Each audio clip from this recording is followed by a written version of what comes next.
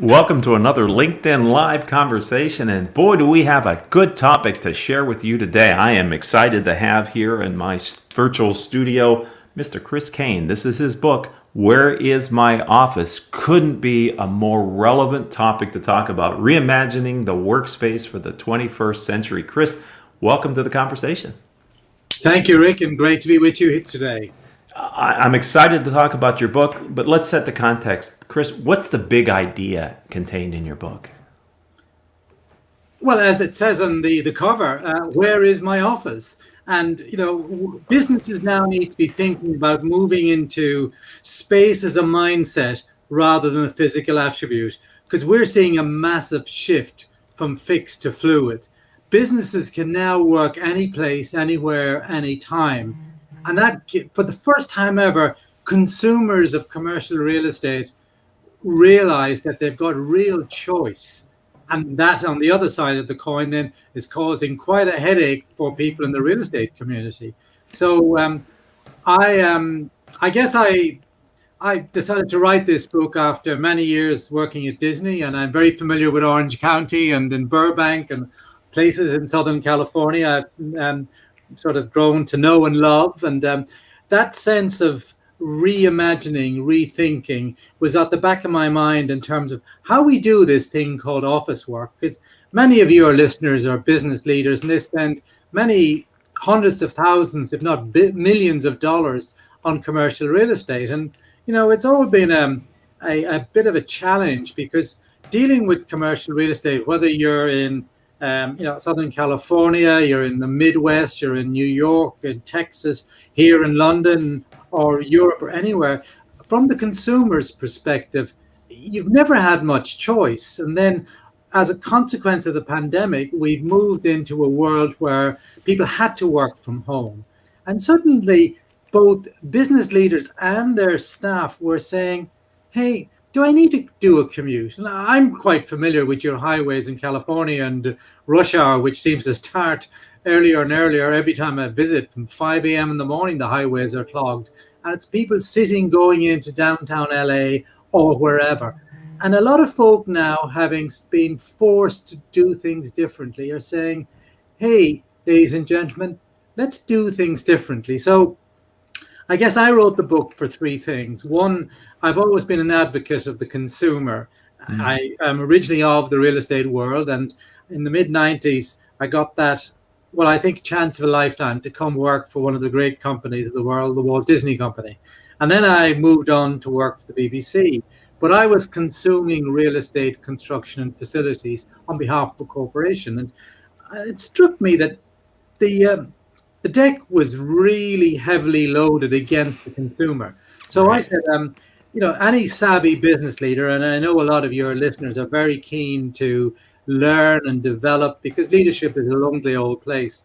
And I said, well, maybe I'll try and explain in layman's terms what this most opaque of segments of the economy, how it operates. And I think we probably remember the great Paul Simon sort of comedy of The Odd Couple, Oscar and Felix. Yes. Well, Oscar and Felix are the real estate industry and its consumers, two strange bedfellows, but they've got to live in the same apartment because people need space. Now, a year into COVID, dreadful though it has been, and I know there's been huge suffering right across the world, but one of the things people have also learned is that we can better harness technology. And you take the recent announcement by Spotify, who said they're actually going to allow their workforce to work anywhere. It's not just working from home. So this whole shift is going to have profound implications. But I think it'll, if you're a CFO, it means that you can really seriously think now about reducing your footprint. If you're a HR director, you've got to work harder, I guess, in terms of helping your people to cope with this emerging new way of working. But overall, the big potential benefit of all of this, apart from dollars being saved on your P&L, is the contribution it makes to carbon reduction footprint, which I think has to be good for everybody, don't you think? Yes, I think this one. I wrote a book on unintended consequences. I think one of the unintended consequences of COVID is the perception that people couldn't do their job from home was adjusted overnight when they were forced to do their job from home. And my community here in Southern California, the leaders I work with, have found that their people can be trusted to work from home based on productivity and etc. Precisely, and I mean, I wrote the book before COVID, and I finished it early February last year, and I presented it to the publishers, and then we had lockdown, and they said, well, you can't change because you might date it. So we made some small tweaks, 2 or 3 paragraphs. So ever since then, people said, how did you manage to do this? And I said, well, it's the look of the Irish. I said, I've got second sight. And I said, not really, because what's been happening? We've seen it. You look at all the innovation that's taken place, and California has been a great state for leading innovation in lots of technology, and all the stuff that's come out of studios and streaming and all of that leading edge thinking. The one common denominator is that it's all digital, whereas many of us who are in leadership positions have actually grown up in an analog world. And it's sort of, it's quite hard to get your head around the fact that you can do so much stuff now using technology. Like you and I are, what are we, 5,500 miles apart. We're talking in real time. The sound is good. The vision is good. How did that happen? It's magic. But that's day-to-day life now. And people are figuring out how to thrive, not survive, but thrive in this digital world. And that means sort of old world manager type roles. When we were growing up, it was all about look out for the manager because he'll be coming. It's normally he, sadly, he'll be coming to check up that you're doing your job. And those days are gone. And trust is going to be the really big thing, because I'm sure lots of US-based companies are figuring out that the critical success factor for a leadership going forward is how do I make my organization be seen by talent as an employer of choice? And that's where the book I wrote was also to help business leaders understand the link between a productive workforce and a productive workplace. Because if you have poor air quality, you've got no daylighting, traditionally, most people have operated in offices with seas of cubes, and then the executives had the corner offices. And I was one of the first projects in New York, of all places. BBC Americas had an office on the Avenue of the Americas, and that floor was the first one without corner offices, because the president of BBC America said, "I want to create a different work culture." And this was 5-10 years ago. So I've been seeing all this stuff. I've been talking about it. I wrote the book, and I thought, you know what, if it gets some interest in the industry, that'll be great. Little did I realize that the connecting with business leadership, which is the primary aim of the book, would, through the law of unintended consequences. There's another great sort of case study for you. Right. They're everywhere. They're everywhere, yeah. And, we all of us who have sort of grown up in the last century, makes it sound so old, we've all been brainwashed into what I would call industrial age thinking. If you look at the office itself, it is a legacy of the industrial age, because for many years you had people sitting row by row, and it was all about paper processing. I suspect, Rick, you remember internal memos and stuff like that, and pieces of paper passed from desk to desk. That doesn't happen anymore. And why would you need to go and beat your way into downtown LA or wherever, San Francisco or Chicago or Austin, Texas, in heavy commuting traffic, just to sit at a desk and send emails? It doesn't make sense anymore, does it? No, and what you said earlier, and by the way, we're talking with Chris Kane, as you can see on the screen. He is the author of this book, Where is My Office?, which is a question that a lot of people are fundamentally asking. We are seeing a sea change in attitude that I can see towards going into the office and working. And what we're talking about in our community is, how do you be the most attractive employer by allowing this physical freedom that employees want?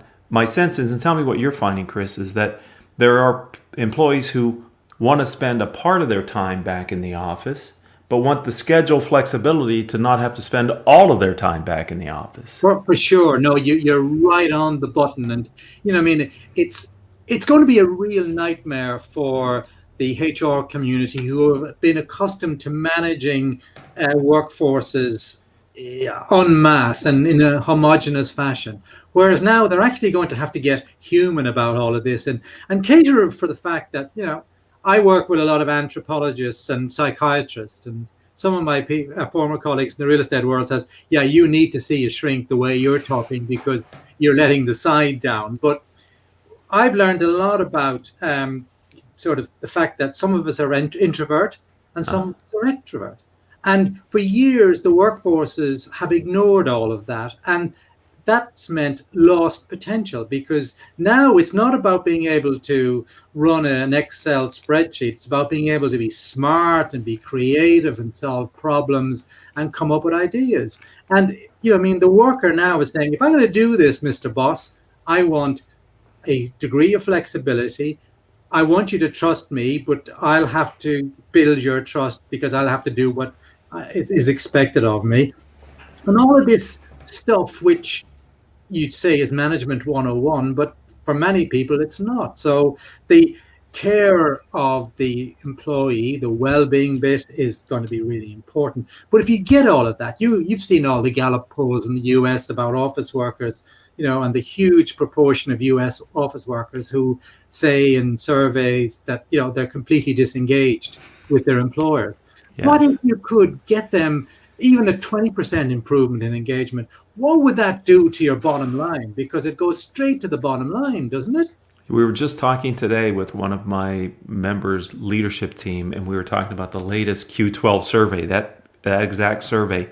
And it has never found more than 38% of the workforce, self-reported, that were engaged in work. And then there's always 10 or 12% that are actively disengaged. So you're right. In the old paradigm, you couldn't ever get the 40% of the workforce that said, I'm engaged to be here. So from your experience in the real estate industry, I've got to ask you this, Chris, because it always seems when I'm working with my clients, the job they do negotiating their lease agreement is a big determinant of how much money they're going to spend over the course of that agreement. And it always has felt like it's been sort of in the hands of the landlord versus the tenant. And even the agreements that are written tend to disadvantage the tenants. It's like one of the most customer hostile industries that I think I have seen. What are you predicting based on COVID and this new reality? What's going to happen in that base market between the commercial real estate people and the tenants? Well, just a little bit of context first, Rick. The real estate transaction is the only transaction in the world where one side of the deal doesn't understand who its customer is. Because landlords, and this is probably even, it's the case in the US by and large, say take Manhattan landlords, but it's even more pernicious here in Britain, where never in the history of British real estate has supply exceeded demand. So there was always more demand than supply. And that gave rise to habits, practices, whatever. But in across the world, we're operating a leasing system which is medieval, landlord and tenant. I know you guys in the States to say US is not all that old. Well, 1776 is still, it's a while ago now, but landlord and tenant goes back even before that. And it implies a certain control. And what's happened now is that the consumer, and that's why I wrote the book, to help the consumer figure all this stuff out, because engaging in a leasing process is costly, convoluted, and confrontational. You have to hire a broker. You got to pay him. You got to hire a lawyer, and you know what lawyers' fees are. Then you got to go through this big process of fit out and getting permits and buying furniture. Why can't you just get a space, maybe if you want it on a WeWork or a Regus, which is more expensive? Why can't you get general space just so that you can move in and you have a landlord who knows you as a customer rather than a servant, a tenant, and B, who wants to work with you and build a relationship with you? And it's self-evident for all the property investment REITs and whatever. They all carry voids. and it's all mounts up to hundreds of millions of dollars. So if they adopted a customer focused strategy, what would that do to their void levels? I'm willing to bet it would reduce it considerably, which then goes straight to the bottom line from an investment point of view. So we've been operating in a crazy system, and I hope one of the unintended consequences of COVID is that we get, as I say in the book, the provider and the consumer to work together, to innovate, to do what other industries do, basically do some product development, to innovate. Think about IDEO in California.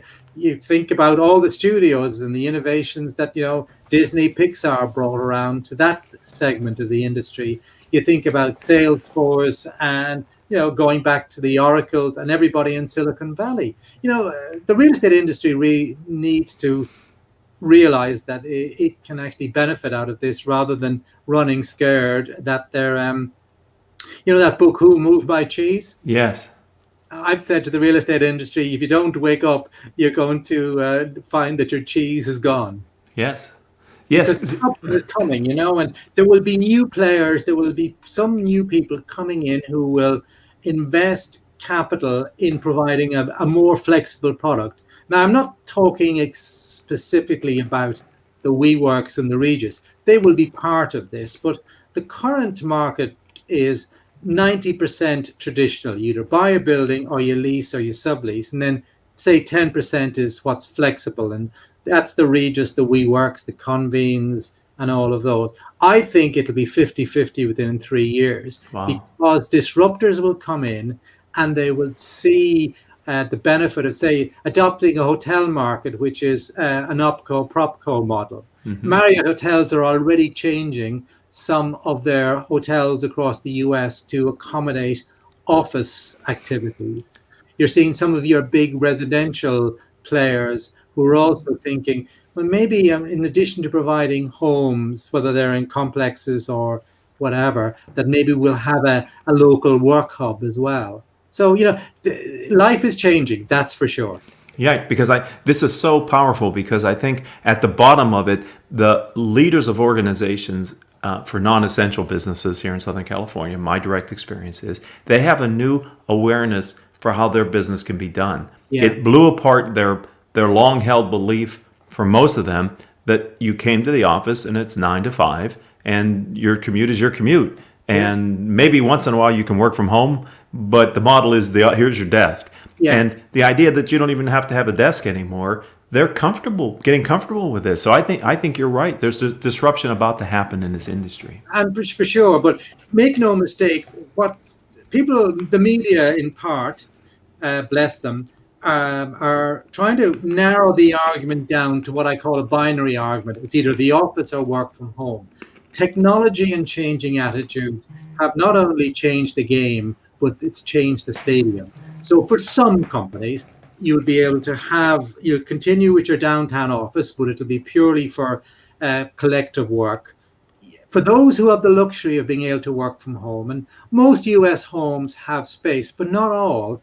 Right.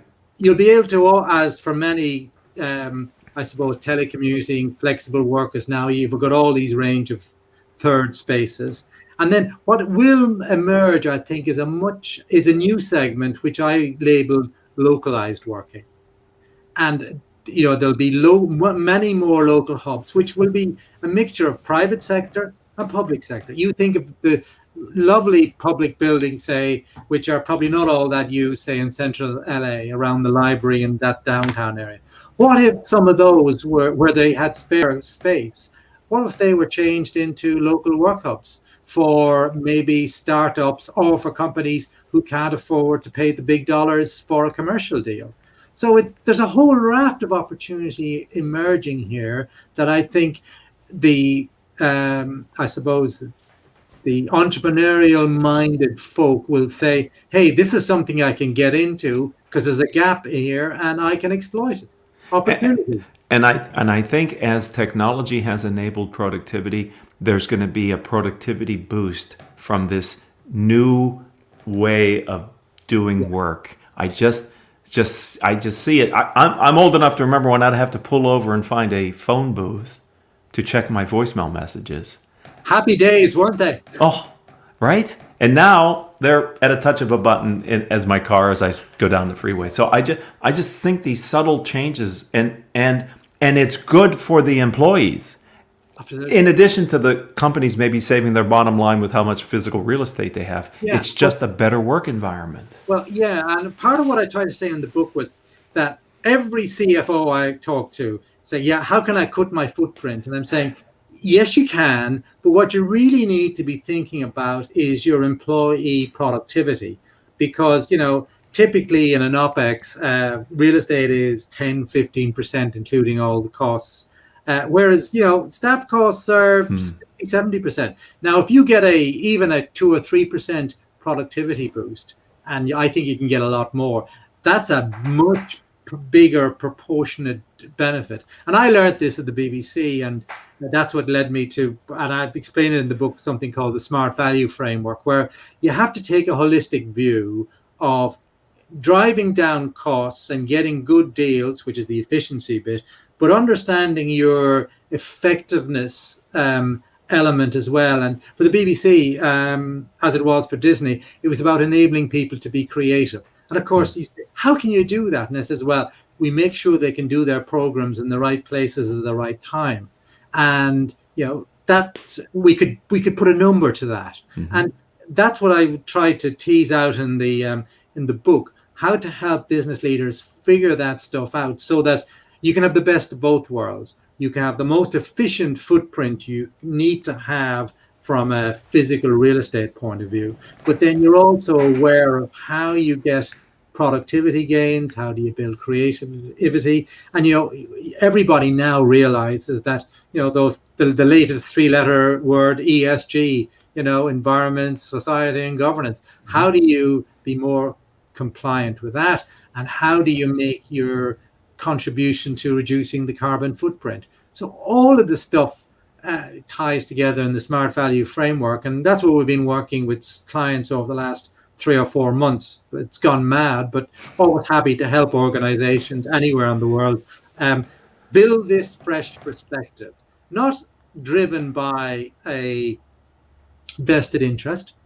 frankly, because there are a lot of them out there, but independent, objective advice saying, what makes sense for you in your business? How can I take advantage of opportunity? But also, how am I much more savvy in terms of, having a resilient business going forward, really understanding risk, and probably most importantly, I think a lot of corporations now are really focusing on, and this is a leadership thing, and it's a tough one. It's how do I reframe my business to be more relevant in the 21st century, to become that employer of choice, to, there's been a lot of talk now about purpose, and you see a lot of folks saying, B corporations, for example. I think probably Salesforce in San Francisco is one of the bigger examples of that. But I'm seeing loads of other companies here in Europe and in your country really embracing this now. So there's something happening, Rick. I think you're right. And how would someone get in touch with you then, Chris? I've really enjoyed this time. It's flown by. Here's the book again. Where is my office? How would someone find you? Just put .com behind that and you'll get a website and you'll be forwarded on to me, or on LinkedIn at Chris Kane, or at Twitter at Chris Kane 55. Okay, those are all the best ways to do it. Thank you for writing the book. Thank you for being the lucky Irishman that published it right at the right time. Continued success, and thanks for giving a little bit of your time to my audience today, my friend. I appreciate it. Thank you for your time also.